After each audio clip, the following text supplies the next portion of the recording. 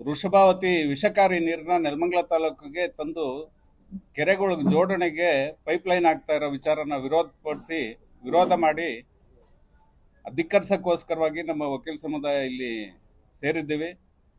ನಾವೆಲ್ಲ ಈ ಸ್ಥಳೀಯವಾಗಿ ಏನು ಇಲ್ಲೇ ಹುಟ್ಟಿ ಬೆಳೆದಿರ್ತಕ್ಕಂಥ ಜನಗಳಾಗಿದ್ದು ವಕೀಲ ವೃತ್ತಿ ನಡೆಸ್ತಾ ಇದ್ದಾಗ ಇಡೀ ಸಮಾಜದ ಎಲ್ಲ ಕ್ಷೇತ್ರದ ಜನಗಳು, ಮೇಧಾವಿಗಳು, ರೈತ ಹೋರಾಟಗಾರರು, ಸಾಮಾಜಿಕ ಹೋರಾಟಗಾರರು ಮತ್ತೆಲ್ಲ ಜನಗಳು ಈ ವಿಷಕಾರಿ ನೀರು ಬೇಡ, ಬೆಂಗಳೂರಿನ ಕಸ ಕಲ್ಮಶ ವಿಷಕಾರಿ ಪ್ರಾಶನ ಆಗಿರ್ತಕ್ಕಂಥ ಈ ವೇಸ್ಟೇಜ್ ನೀರನ್ನ ಇಲ್ಲಿ ತಂದು ತುಂಬಿಸೋ ಅವಶ್ಯಕತೆ ಏನಿದೆ, ಕಲ್ಯಾಣ ಸರ್ಕಾರಗಳು ಮಾಡಬೇಕಾದ ಕೆಲಸಗಳು ಏನು, ಕಲ್ಯಾಣ ಸರ್ಕಾರಗಳು ಮಾಡಬೇಕಾದ ಕೆಲಸಗಳು ಜನಗಳ ರಕ್ಷಣೆ, ಆರೋಗ್ಯ, ಅಭಿವೃದ್ಧಿ ಕಡೆ ಗಮನ ಕೊಡಬೇಕಾಗಿದೆ. ಈ ವಿಷಕಾರಿ ನೀರು ತರೋದ್ರಿಂದ ನೆಲಮಂಗಲ ತಾಲೂಕಿನ ಜನಗಳು ಆರೋಗ್ಯವಂತರಾಗಿರ್ತಕ್ಕಂಥವ್ರು ಅನಾರೋಗ್ಯ ಪೀಡಿತರಾಗಿ ಮೂತ್ರಪಿಂಡ, ಶ್ವಾಸಕೋಶ, ಚರ್ಮ ರೋಗಗಳು ಮತ್ತ ದೊಡ್ಡ ದೊಡ್ಡ ಪಿಡುಗುಗಳು ಒಂದಾಗಿ ಅವರ ಅಭಿವೃದ್ಧಿ, ಭವಿಷ್ಯದ ಜೀವನಗಳು ಸ್ಥಿತಿಗೆ ಬರ್ತದೆ. ಅದು ಬೇಕಾಗಿಲ್ಲ ಅಂತ ಹೋರಾಟ ಮಾಡಿರುವಾಗ ಪ್ರಜ್ಞಾವಂತ ಸಮುದಾಯ ವಕೀಲರು ಇವತ್ತಿನ ದಿನ ಎಲ್ಲ ಮಾತಾಡಿ, ನಮ್ಮ ನಾಗೇಂದ್ರ ಅವರು, ಲೋಕೇಶ್ ಅವರು ಸಂಘದಲ್ಲಿ ಪದಾಧಿಕಾರಿಗಳಾಗಿದ್ದಾರೆ. ಅದೇ ರೀತಿ ಮಂಜಣ್ಣ ಅವರು ಹಿರಿಯ ವಕೀಲರು, ಸುರೇಂದ್ರ ಅವರು, ನಮ್ಮ ಅಂದಾನಪ್ಪ ಅವರು, ಕನಕರಾಜ್ ಅವರು, ಆನಂದ್, ಇವರೆಲ್ಲ ವೆಂಕಟರಾಮ್ ಅವರು, ಇಷ್ಟು ಜನ ಸೇರಿ ಒಂದು ಹೋರಾಟ ಮಾಡಬೇಕು ಅಂದಾಗ ಎಲ್ಲ ವಕೀಲರು ಹೋಗೊಟ್ಟು ಇಲ್ಲಿ ಬಂದಿದ್ದಾರೆ. ನಾವೇ ಹೇಳ್ತಕ್ಕಂಥದ್ದು ಇಷ್ಟೇನೇನೆ, ನಮಗೆ ನೆಲಮಂಗಲದ ಅಭಿವೃದ್ಧಿ ಮಾಡದೇ ಇದ್ರೂ ಪರವಾಗಿಲ್ಲ, ಈ ವಿಷಕಾರಿ ನೀರು ನಮಗೆ ಬೇಕಾಗಿಲ್ಲ. ನಮ್ಮ ಜನರ ಪ್ರಾಣದ ಜೊತೆ ಆಟ ಆಡಬೇಡಿ. ಆಟ ಆಡಿದ್ರೆ ನಿಮ್ಮನ್ನ ಈ ತಾಲೂಕಿನ ಜನತೆ ಅಭಿವೃದ್ಧಿಗೋಸ್ಕರ ಕರ್ಕೊಂಡು ಬಂದಿರೋದು ಮನ್ಸೋದಿಲ್ಲ. ಈ ವಿಚಾರ ಸ್ಪಷ್ಟವಾಗಿ ಜನಗಳು ಹೇಳ್ತಾ ಇದ್ದಾರೆ. ಇದು ಉಗ್ರ ಹೋರಾಟ ತಿರ್ಕೊಳ್ತದೆ. ಈ ವಿಚಾರಕ್ಕೆ ಕೈ ಹಾಕಬೇಡಿ ಅಂತ ಜನಗಳು ಪ್ರತಿಯೊಂದು ಮನೆಯಿಂದ ಈಚೆ ಬರಲಿದ್ದಾರೆ. ಅದಕ್ಕೋಸ್ಕರವಾಗಿ ಈ ಯೋಜನೆ ಬೇಡ. ನಿಮ್ಗೆ ಆ ಥರ ಸರ್ಕಾರದಲ್ಲಿ ಶಕ್ತಿ ಇದ್ರೆ ಹೇಮಾವತಿ ನೀರಿರ್ಬೋದು ಅಥವಾ ಎತ್ತಿನಹೊಳೆ ನೀರಿರ್ಬೋದು, ಅದನ್ನ ತಂದು ನೆಲಮಂಗಲಕ್ಕೆ ತಂದು ನೀವು ಜನನ ಅಭಿವೃದ್ಧಿ ಮಾಡಿ, ಕುಡಿಯೋ ನೀರು ಕೊಡಿ, ಕೆರೆಗಳನ್ನ ಅಭಿವೃದ್ಧಿ ಮಾಡಿ. ಕೆರೆಗಳನ್ನ ಅಭಿವೃದ್ಧಿ ಮಾಡಿ ಯಾರನ್ನ ಸ್ವಾಮಿ ತಾವು ಅಭಿವೃದ್ಧಿ ಮಾಡಕ್ ಹೊರಟಿರೋದು? ಈಗಾಗಲೇ ರೈತರ ಜಮೀನು 16,000 ಎಕರೆ ಜಮೀನು ಕಿತ್ಕೊಂಡಿದ್ದೀರಿ. ಎಲ್ಲಿಂದ ಬರುತ್ತೆ ನೀವು ಜಮೀನು? ಮತ್ತೆ ನೀವು ಜಮೀನೇನು ವಿಸ್ತೀರ್ಣ ದೊಡ್ಡದಾಗುತ್ತಾ? ನೀವು ಕಿತ್ಕೊಳ್ತಾ ಇದ್ರೆ ಪ್ರತಿದಿನ ಎದ್ರೆ ನಾವು ಮಾಧ್ಯಮದಲ್ಲಿ ನೋಡ್ತಾ ಇದ್ದೀವಿ, ಜಮೀನುಗಳು ದಿನೇ ದಿನೇ ದಿನೇ ದಿನೇ ಭೂಸ್ವಾಧೀನ ಆಗ್ತಾ ಇದೆ. ಯಾರಿಗೆ ಕೊಡ್ತಾ ಇದ್ದೀರಿ ತಾವು?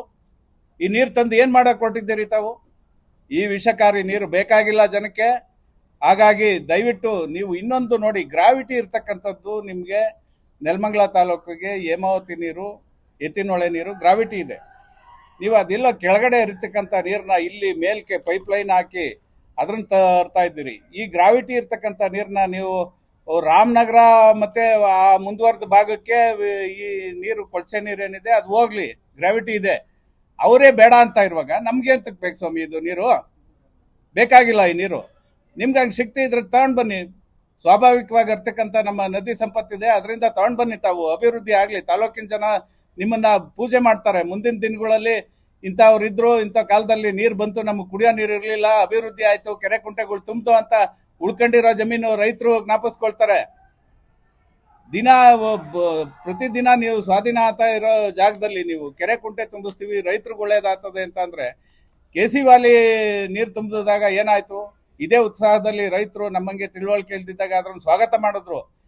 ಮೇಧಾವಿ, ಈ ರಾಜ್ಯದಲ್ಲಿ ಕಂಡಂತಹ ಅತಿ ಮೇಧಾವಿ ರಾಜಕಾರಣಿ ರಮೇಶ್ ಕುಮಾರ್ ಅವರು ಹೇಳಿದ್ರು, ಈ ನೀರು ತಂದಾಗ ನನಗೆ ಬಹಳ ಖುಷಿ ಇತ್ತು. ಇವತ್ತು ನನಗೆ ಎಲ್ಲೋ ಒಂದ್ ಕಡೆ ಹೃದಯದಲ್ಲಿ ಬಹಳ ನೋವಾಗ್ತಾ ಇದೆ. ನಮ್ಮ ರೈತರು ಸಂಕಷ್ಟಕ್ಕೀಡಾಗಿದ್ದಾರೆ, ಅನಾರೋಗ್ಯ ಪೀಡಿತರಾಗಿದ್ದಾರೆ ಅಂತ ಅವರೇ ಬಾಯ್ಬಿಟ್ಟು ಹೇಳಿದ್ದಾರೆ. ಅವ್ರಿಗಿಂತ ಮೇಧಾವಿಗಳು ಯಾರಿದ್ದಾರೆ? ಈ ನೀರಿನ ಬಗ್ಗೆ ವಿಜ್ಞಾನಿಗಳು ಹೇಳಿದ್ದಾರೆ, ಮೇಧಾವಿಗಳಾದಂತ ಕೆಲವು ಜಲತಜ್ಞರಿದ್ದಾರೆ, ಅವ್ರು ಹೇಳಿದ್ದಾರೆ. ನಮ್ಮ ಸುಪ್ರೀಂ ಕೋರ್ಟ್ ರಿಟೈರ್ಡ್ ಜಡ್ಜ್ ಆದಂತ ಗೋಪಾಲ್ ಗೌಡ್ರು ಇದ್ರ ಬಗ್ಗೆ ಧ್ವನಿ ಎತ್ತಿ ಹೋರಾಟ ಮಾಡಿದ್ದಾರೆ. 1000 ಸಂಖ್ಯೆನಲ್ಲಿ ಬಂದಿದ್ದಾರೆ ಅವತ್ತು ಜನ.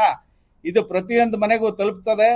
ಹಾಗಾಗಿ ತಾವು ದಯವಿಟ್ಟು ತಮ್ಮಲ್ಲಿ ಮನವಿ ಮಾಡ್ಕೊಳ್ತೀವಿ, ಈ ತಾಲೂಕಿನ ಜನರ ಆರೋಗ್ಯದ ಜೊತೆ ಆಟ ಆಡಬೇಡಿ. ತಾವು ಅಭಿವೃದ್ಧಿ ಬಗ್ಗೆ ಏನಾದರೂ ಗಮನ ಹರಿಸೋದಾದ್ರೆ ತಾವು ಸ್ವಾಭಾವಿಕ ನದಿಯಿಂದ ನೀರು ತಗೊಂಡು ಬನ್ನಿ, ನಮಗೆ ಅನುಕೂಲ ಮಾಡಿಕೊಡಿ. ಈ ನೀರನ್ನ ನೀವು ಅಂಥವ್ರು ತಮಿಳುನಾಡು ಶೇರ್ ಏನಿದೆ ಅದಕ್ಕೆ ಬಿಡ್ಬೋದಾಗಿತ್ತು. ಅವರು ರಿಟ್ ಪಿಟಿಷನ್ ಹಾಕೊಂಡು ಕೂತಿದ್ದಾರೆ. ಯಾಕೆ ಹಾಕಿದ್ದಾರೆ? ನೀರು ಸರಿ ಇಲ್ಲ ಅಂತ. ಆ ಸರಿ ಇಲ್ಲದ ನೀರನ್ನ ನಮ್ಗೆ ಯಾಕೆ ಉಣಿಸ್ತೀರಾ ಸ್ವಾಮಿ? ಬೇಕಾಗಿಲ್ಲ ಆ ನೀರು ನಮ್ಗೆ. ನೀವು ಈ ಅನಾವಶ್ಯಕ ದುಂದು ವೆಚ್ಚ ಮಾಡೋದ್ರ ಬದಲು ಈ ಜನರ ತೆರಿಗೆನ ಮಿಸ್ಯೂಸ್ ಮಾಡೋದ್ರ ಜೊತೆಗೆ ಜನರ ಆರೋಗ್ಯದ ಜೊತೆ ನೀವು ಆಟ ಆಡಬೇಡಿ.